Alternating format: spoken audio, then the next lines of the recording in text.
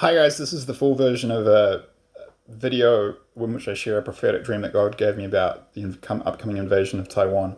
So, uh, this dream started, and I was shown Wellington Harbour, where I'm currently living in the city of Wellington, capital city of New Zealand, and I was shown a place called Queen's Wharf, and I was looking at it from above in the dream. I was about 50 meters or 150 feet above it, looking down at a 45-degree angle. And okay, so I'll just tell you what I saw, and then I'll give you the interpretation. So I saw on Queen's Wharf two groups of Chinese people. So there were military age males between the ages of like I'd say 18 and like mid 30s, and there were two teams of Chinese people, Chinese guys, and there would have been about 30 people on each team. And what they were both dressed in tan, brown, kind of plain military uniforms that looked quite old. They looked like 1940s World War II era, and they were playing a furious, vigorous game of hockey. But instead of hockey, bats. I don't know what you call them. Sorry, I forget for the moment. They weren't. They were actually. They had rifles with bayonets. It was this furious game going on, and that was pretty much it. This is very interesting because often God gives me very simple images that are very like information dense. Like often it can take a while to get the interpretation intuitively, usually through meditation in the day if I can't work it out just after if I don't get it in the dream itself. And when I'm sleeping, I work out. So I'm at the point now where I can work out the symbolism sometimes in the dream while I'm getting it in real time. Sometimes, other times it takes me a few days to process, and I have to meditate, and then I'll get the downloads from God as to what it meant. So, okay, so there's three main points of information that were being conveyed. This was a prophetic dream about the future invasion of Taiwan. So, okay, so the first point is that this conflict will effectively be the end of the Chinese Civil War, because a lot of people don't like.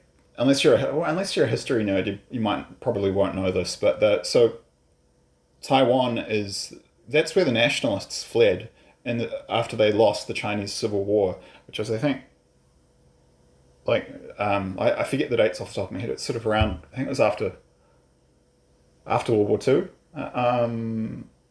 Yeah, I think it was after World War Two. I think it was sort of like late 40s, early 50s. I'll correct myself in the description box on the dates. I'm not too sure. It was that kind of period though. Um, yeah, well, it might have been earlier. I don't know off the top of my head. But the point is, the communists beat the nationalists. The same thing happened with the Russian Civil War, which was around like I think it's 1918, like sort of early 1920s. In Russia, the same thing. The communists, the Reds, beat the Whites, the nationalists. Um, but in China, it kind of never finished in the sense that the nationalists fled to Taiwan and then declared their own country. But from the perspective of the communists, like the war hasn't been finished. This is unfinished business. So that's what God was showing me. Like from a zoomed out historical perspective, this is actually the last stage of the Chinese Civil War. Like it's kind of unfinished business from the mainland Chinese communist perspective. Obviously not from the Taiwanese perspective. Um, but yeah, and so the reason that's why they were the same people ethnically, and they look Chinese, but they had the same kind of uniforms. The uniforms were exactly the same. That reflects the fact that it's a civil war, right? So they didn't have different uniforms because they're from the same country. It was an internal conflict. And that's the first point to make. The second point, that it was extremely vigorous. It was like very violent. So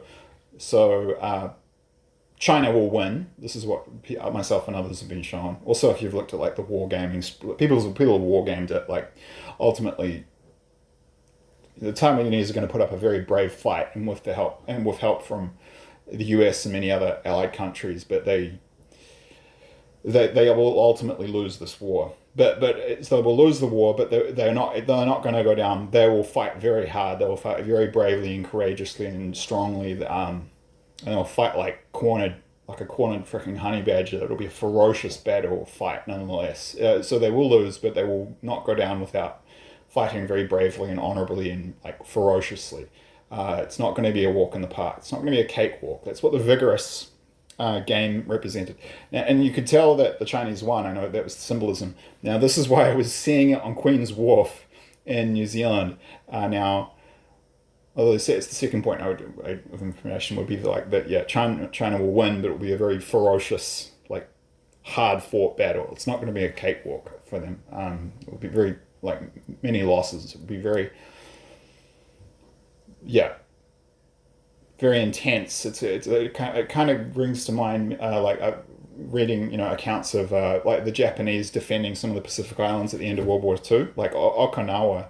Like they inflicted colossal casualties on the Americans on some of those islands, some of those battles, like Iwo Jima too. It's sort of going to be similar to that. But I mean, then that's the thing, right? China, the PRC, People's Republic of China. Numbers aren't exactly an issue for them when you've got a population of 1.4 billion people, and nukes. Yeah, first point of information from a zoomed out perspective, it's the conclusion of the Chinese Civil War. Second point, Taiwan will be invaded and lose and defeated. Yeah, very strong. But yeah, not it won't be easily taken. Third point is that. Now, why was I seeing it on Queen's Wharf? Now, this is very subtle. This is actually quite subtle. So it's subtle symbolism. So if you look on, I can't put external links in the description box of my YouTube channel at the moment for some reason. But if you want, what I recommend doing is going on Google Earth and having a look at Wellington, where I live. And you can find Queen's Wharf there in the CBD on the western side of the harbour. Now, Queen's Wharf is actually the old commercial port area. The area like now where major ships dock, large ships, because the ships are so much larger than they were, 50, 100 years ago. There's a place called Aotea Quay, which is to the north of Queen's Wharf. It's about 2 kilometers north, 2.5. And that's the commercial port facility for Wellington today. So I was actually being shown the war happening in an area that's now it's no longer used for commercial shipping, and it's basically become gentrified, and there are like this is a process that happens in many cities around the world. Like the old port is too small, and a new one, much bigger industrial one, modern one gets built nearby, and then the old area gets turned into like restaurants and into parks and entertainment. Like I've seen that. You see that process happening in modern developed countries around the world. So you can see the same thing in Napier in New Zealand. So as an example, so why? I mean, like Queen's Wharf is not a functional port, right? And it's kind of World War II type era. So why was it being shown this symbolic battle for Taiwan happening there?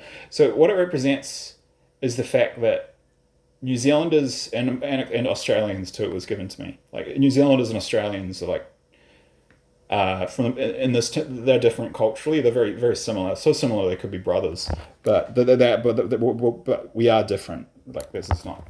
Yeah, there are differences. They're differently.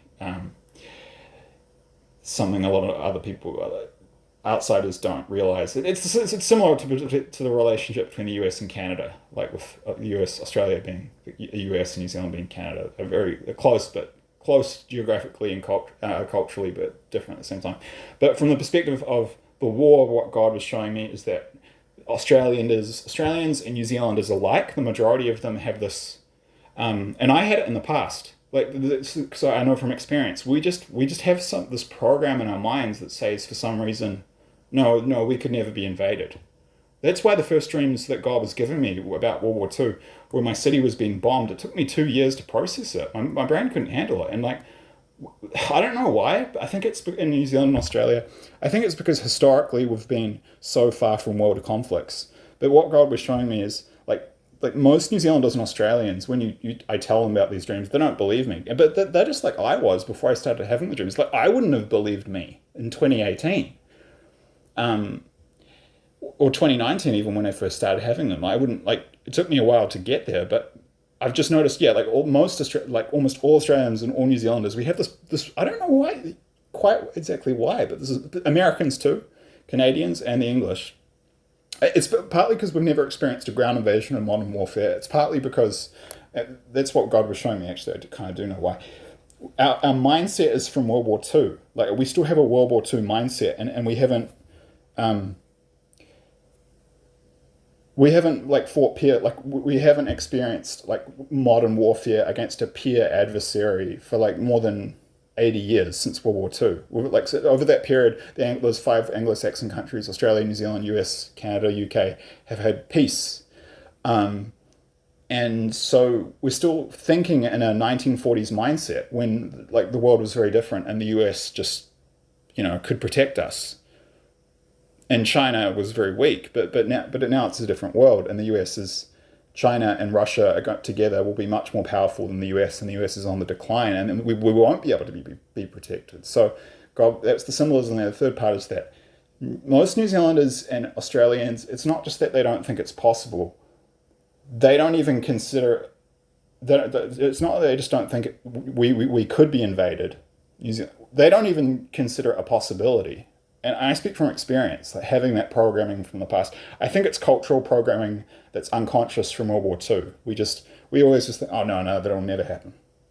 No, no, no way, that'll never happen. It takes like a real rock smashing into like I get an image of a rock smashing into like a pane of glass to like break through that mental barrier. That's the third point. The last thing I want to end on is, so what that signifies, it's God sort of saying that New Zealanders and Australians, the vast majority of us, as I say, I speak from experience, don't understand. Um, it's like it's a different time, a different era. China's very powerful. They can get a much bigger population. They've got nukes. The whole balance of world power has shifted so much in the last 80 years, and they can get down here very quickly. And they can and they will come down here. So not long after mainland China bombs, nukes, invades, defeats, occupies Taiwan, they will come down and do the same to Australia and New Zealand. And we're just, in terms of the Pacific, you could just say we're just another. Australia is a big island, and New Zealand's a couple of smaller islands, just like Taiwan is an island. Taiwan is an island, and after they've taken the island of Taiwan, China, along with other countries, been shown that in many prophetic dreams, including Russia, North Korea, and New Zealand, have had some other dreams in which have been shown. It's a Middle Eastern country, could be a fourth one that come down here, but at least those three, Russia, China, and North Korea, will come down and bomb and invade and conquer, occupy New Zealand and Australia in World War Three, sorry. So, it's the third point, main point in the dream is that after Taiwan, Australia and New Zealand are next, but the people here are asleep. They don't realize it. They don't even. It's not. They don't even think it can happen. They don't even imagine that it's possible. But it's not. It's not just possible. Like God's showed me that China has and Russia. They've already planned this. They've been planning this for decades, and they're planning to do it. They intend to, and then they're going to. So that's what I was shown. Okay, so please refer to the disclaimer in the description box below if you've not already done so. Apologies if I'm speaking a bit fast. Spoken a bit fast in this video. Yeah, I hope my dreams are delusional, but I don't believe they are. I don't think they are, unfortunately. I hope this has been of some value to you. God bless, and yeah, thank you for your time. I hope to see or hear you, I don't know, whatever, in the next one. All right, thanks.